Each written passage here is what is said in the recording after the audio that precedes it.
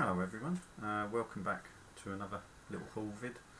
Managed to get out to a few boot fairs, but things have been a little bit sort of thin on the ground just recently. There were a few, sort of like, I had a good walk round. I actually found a few more sort of actually children's books for my other half, where she collects sort of some of those. So I think she probably found as much as I did, but without going into all of that, I shall show you what I found. One thing I did find, and I think it was actually out of stock, when a lot of the guys on the YouTube community page on Facebook, it was posted, I'm trying to think of the actual name of the place, The Works, and it was on their online page. They had a lot of the had a lot of the Transformers graphic novels going cheap at one point, and I actually missed out on this one. I think they was out of stock by the time I actually went on there.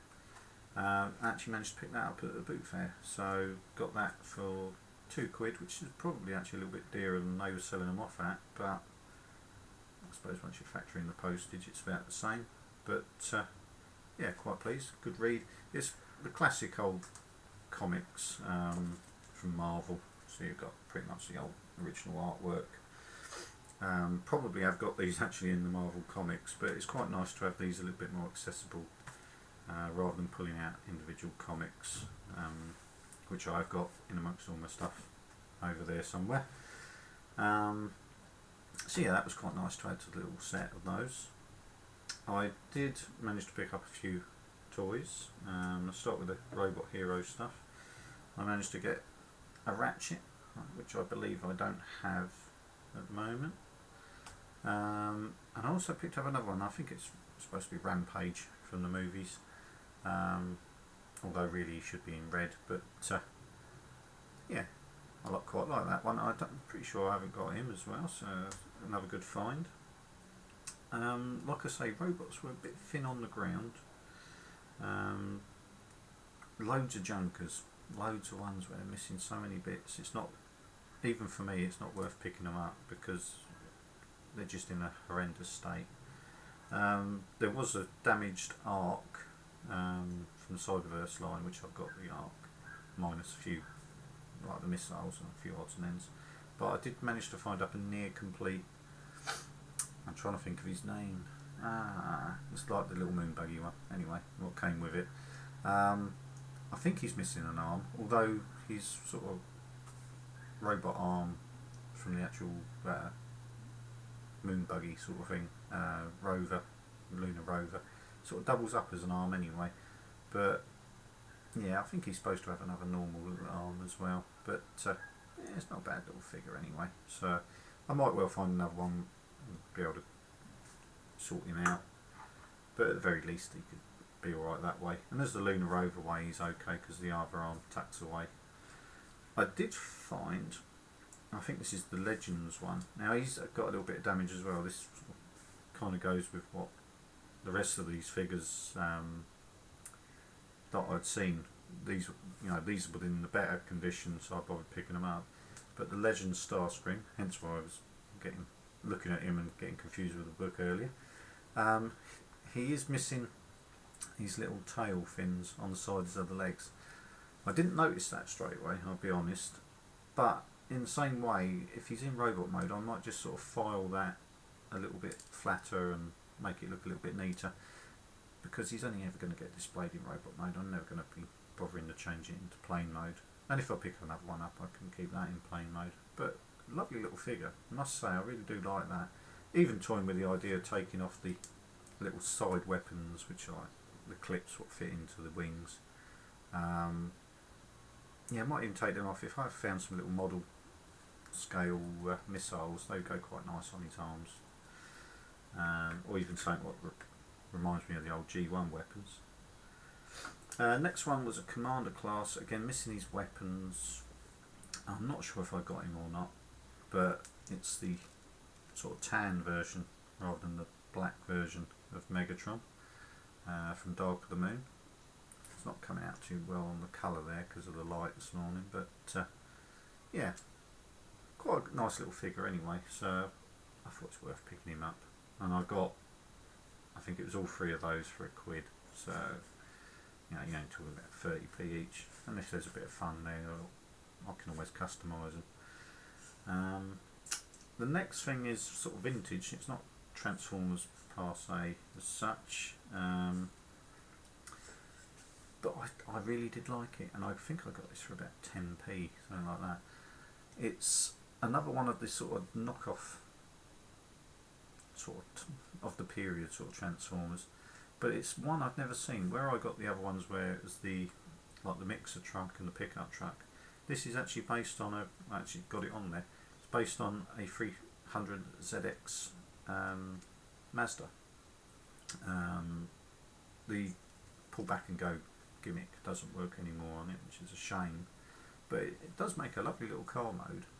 Really sort of like, because I did like me Japanese cars back when I had my Supra, so it's the same colour as my Supra as well, so a little bit of a flashback for me, similar shaped car, but yeah, it's quite a nice little one, and like I say, not one I've ever seen before. I think it might be based on Stan Lee though, and if that will come out, I've turned the autofocus off to stop it driving everybody nuts, but it's actually called Excelsior on the windscreen, which is weird. But yeah, not a bad little figure anyway. You could do with some more paint apps, let's put it that way. But from that period, he must be from the 80s. I haven't quite tracked down the date on him yet, but yeah, quite like that. Now getting to some other bits picked up, and you will probably faint that I did buy something at retail. It's looking a bit messy because I haven't tidied up the polythene off of it, but I picked up the Orion Packs special edition of Transformers Prime, and it's got in there some of the Topps trading cards, which I'm not too worried about picking up, but if I find a load of them at the boot fair, I probably will end up buying them. You know what I'm like. But I've already watched the whole DVD. I really enjoyed that. I do like Prime. I know some people don't, but I actually am a bit gutted that they cancelled it and didn't carry on with the Beast Hunters line, because it was actually just sort of starting to get interesting, especially when they were back on Cybertron. I always seem to cut it and just want to sort of do things where it's just sort of like on Earth with humans and stuff, when they could have run with so many storylines that they were back on Cybertron, having Quintessons and all that kind of thing. So a real missed opportunity there again. I don't know why they do that. But yeah, really enjoyed that. It's well worth picking up, because by the time I factored in the fact you get the Topps trading cards, which are about £4, I think, from like Smith's Toys and stuff like that.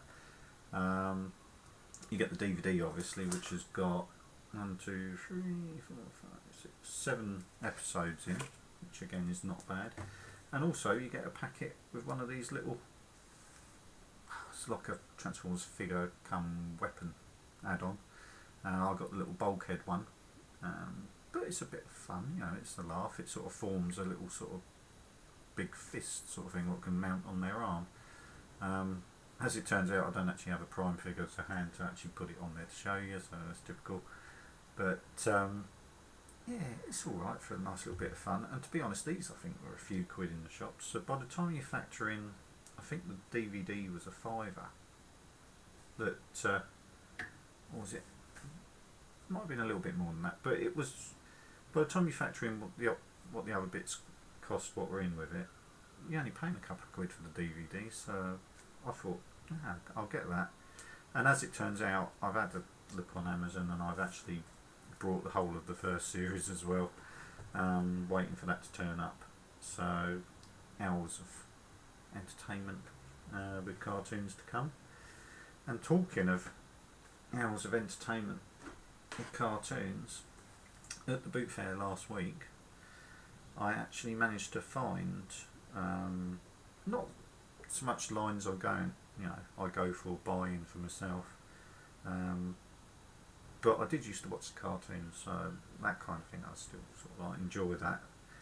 But I actually found 2 of the Masters of the Universe DVDs. So I've got Volume 2 and Volume 3.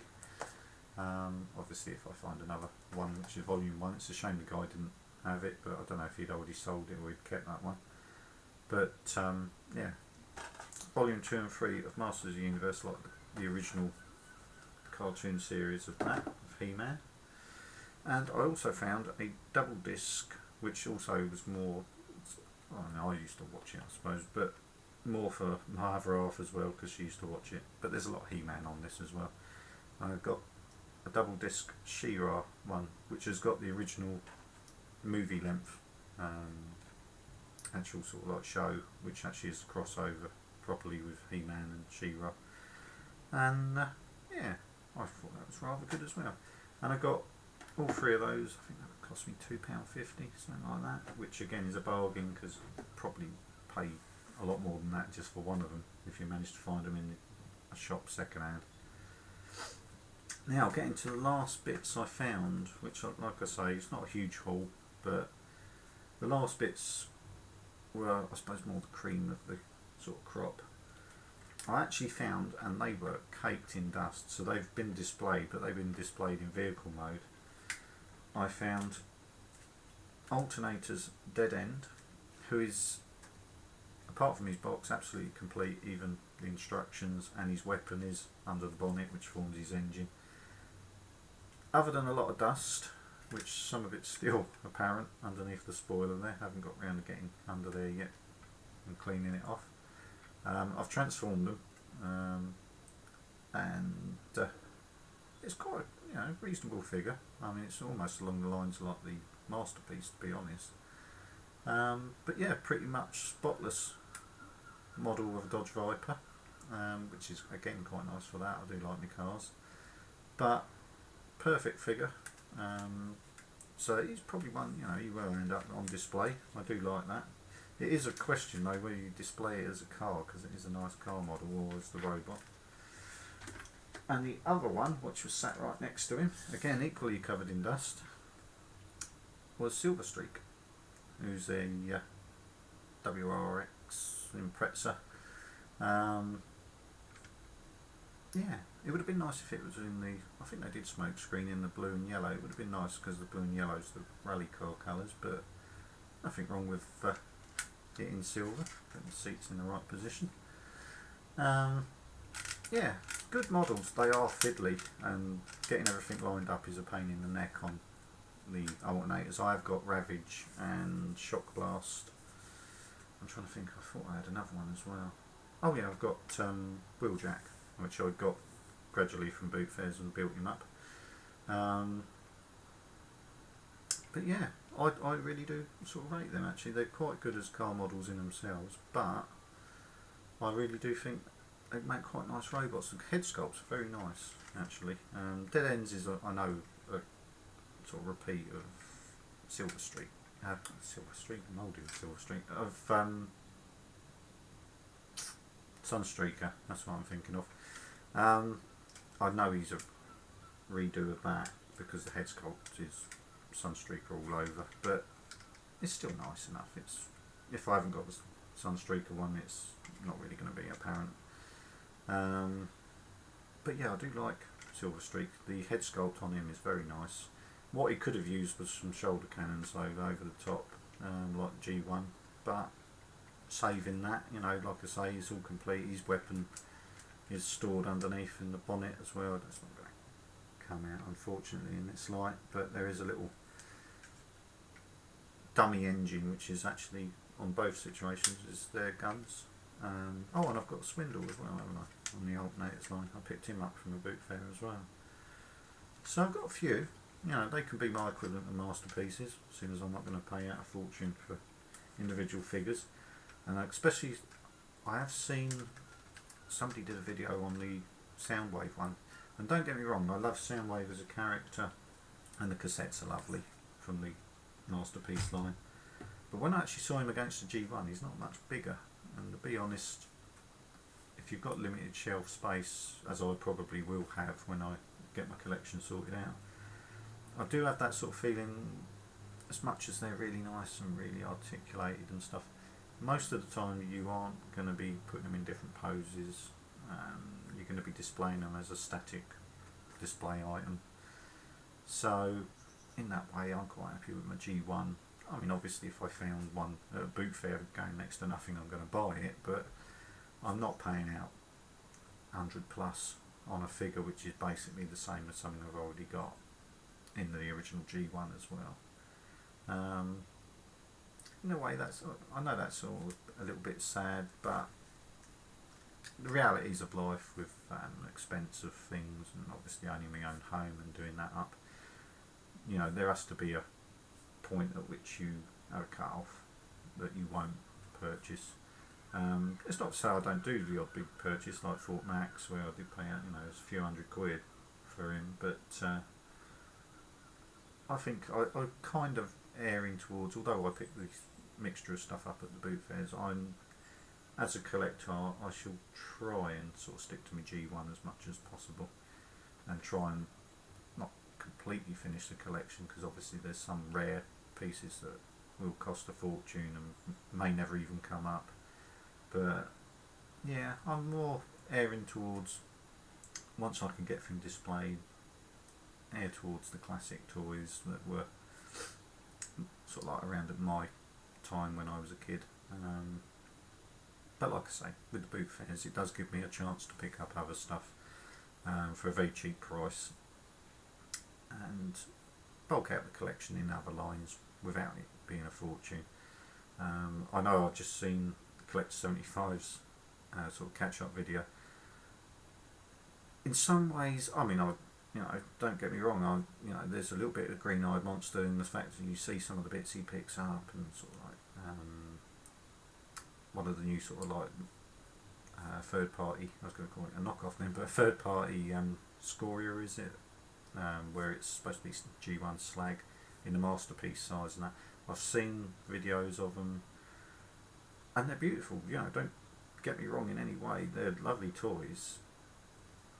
But in the same way where he did his video, and again there's nothing wrong in it, people buy what they want to buy and do what they want to do, but to buy a load of toys what are third parties and expensive, and then say that you haven't even took them out of the box, you haven't even had a proper look at them. I mean, alright, fair enough if you've got time limits, but it's a little bit sad to know that, like with his collection, I mean at the moment mine is all boxed up because of the same situation as his house move, but I know from other previous videos he's done where a lot of his stuff is just boxed up and in lofts, either at his parents' or, you know, eventually it will be at his place now. But it does seem a shame to actually have so much stuff that you can't actually enjoy it. I know you can do a bit, which I'm hoping that if that's the case with myself, that if I've got too much to display in here, I'll do a bit of rotation when I've sorted out the loft and boarded it and made it a bit more cleaner and tidier to store stuff up there. If I literally haven't got the space to display everything, I will rotate items, make, you know, freshens it up, it gives a chance to clean the individual robots. But then in that same way there's going to be a core of the collection which never gets rotated, which are the main ones I want out, which will probably be the G1 collection, because obviously that's what's dearest to my heart. But yeah, I don't mean to sort of, you know, that's not criticising anybody. I don't want anyone to think I'm sort of almost like passing judgment on how anyone else wants to display their collections or what they want to collect. But there will obviously come a point where even I won't want to pick up more stuff. I know that sounds a bit mad coming from me, but I know this has sort of gone around the fandom a few times where it's like, you know, what do you do when your collection gets so big that you want to sell stuff off? What do you sell? And again, that is sort of, like I say, it's gone round the fandom quite a bit on YouTube. It all comes down to personal taste, what you want to keep, what you feel a real connection to, and what you don't, you know. I mean, as much as recently when I said I went to the London Film and Comic Con, I picked up like this little guy, if that show up on film in the light, I'll bring it back here, where I got Roadblock from the G1 line. Probably better to show you the bigger parts of him, a bit clearer for you. But I know it's an unarticulated pretender, you know, you get a bit of arm movement and nothing else. But I love that because I remember these as a kid. I didn't have it, hence why I haven't still got it. But to pick up this stuff, alright, someone else will think, oh, that's rubbish, I wouldn't bother, I wouldn't give that house room in my collection. But to me, the second I saw that, it takes you back to being a kid and that thing of, oh, I'd love to get that, or, you know, that would add to the collection, that would sort of like, you know, finish off a line or finish off a combiner when I used to go and pick up the individual box. So for me, that's got more of a draw to my, I don't know, inner child. I think this also was quite well sort of done. I mentioned it to Matt on Facebook the other night. There was a program on, The People That Make You Spend, I think it was called. It's on iPlayer. It's well worth having a look. The third instalment of it is like a series of programs.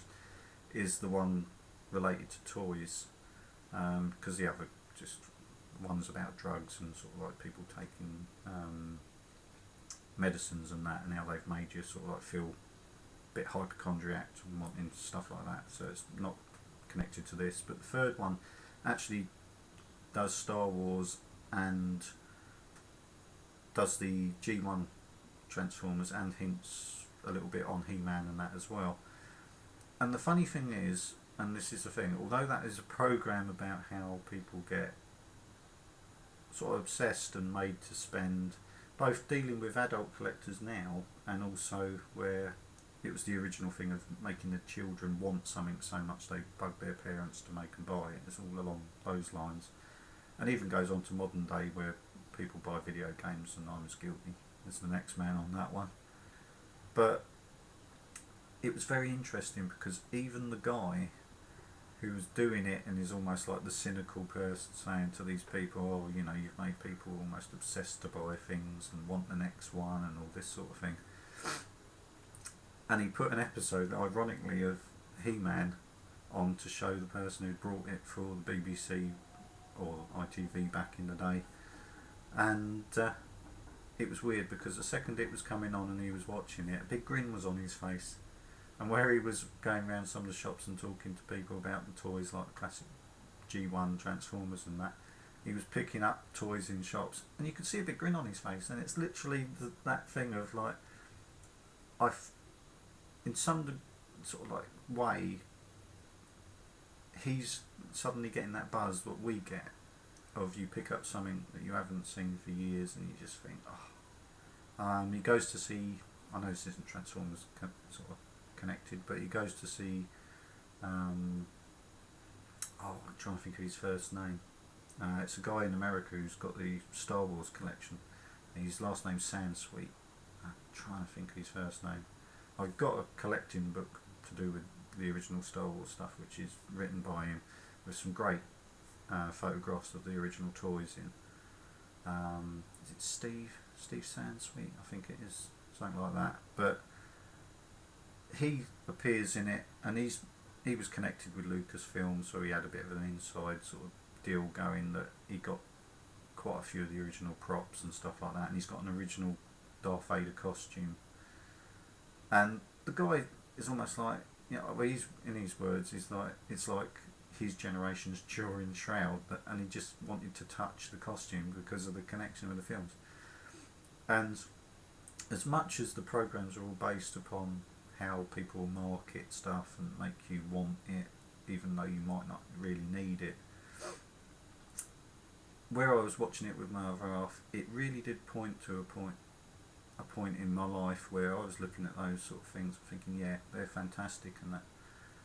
But when you saw old footage, and this is the thing I've picked up on, when you saw the old footage of kids playing with the toys, like Transformers, Star Wars stuff, they were playing as a group. And because, you know, this doesn't do a lot, it's pretty much a brick, what doesn't move a lot, you needed imagination to play with this stuff.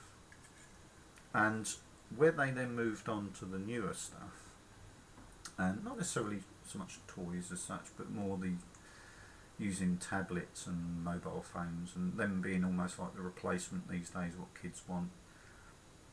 You go from a group of kids playing and using their imagination to have little battles and make up stories and all that kinds of thing, to somebody sitting there going, now to me, I know what's better, and to be honest, even as adult collectors, if you don't pick these things up and still have a little bit of a play and imagine what's happening with the battles, and even everybody does it, even I put my hands up and admit to that one. It still instills a sense of play, a sense of imagination, and I think that's something that's really lacking with some of the stuff that kids get into these days. I think in a lot of ways, kids, I know it's another thing what old people say, but I think kids really do, almost like being made to grow up too quick, that they're not getting the time to enjoy this stuff. And again, maybe that is why some of the newer toys, not so much like the deluxes and that, I think they're more, and like the Generations line, are more directed at people our age. But I do think some of these more basic toys, they're being marketed towards very young children, and hence why they're simpler, because as kids are getting more to, not even probably the teens, they want the all of the electronic stuff, and they're almost like looked on, oh no, you can't play with toys anymore, that's childish, and they want to be almost like the girls are all into the makeup, and people like Justin Bieber, who's a moron, and sort of like they lose their childhood too soon, and I think that is a real shame.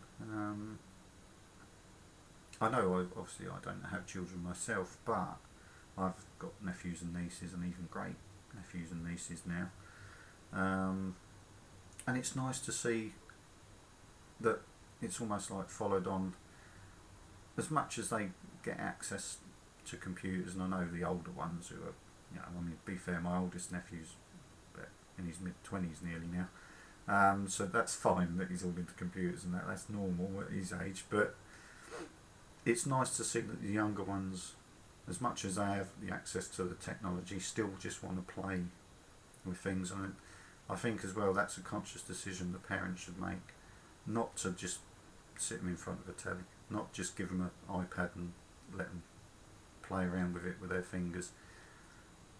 Still give them a childhood, still give them the chance to be kids and play with this stuff, because I think it releases more imagination and creates more of a rounded character on kids. I got very, very deep here when I was only going to do a haul vid, but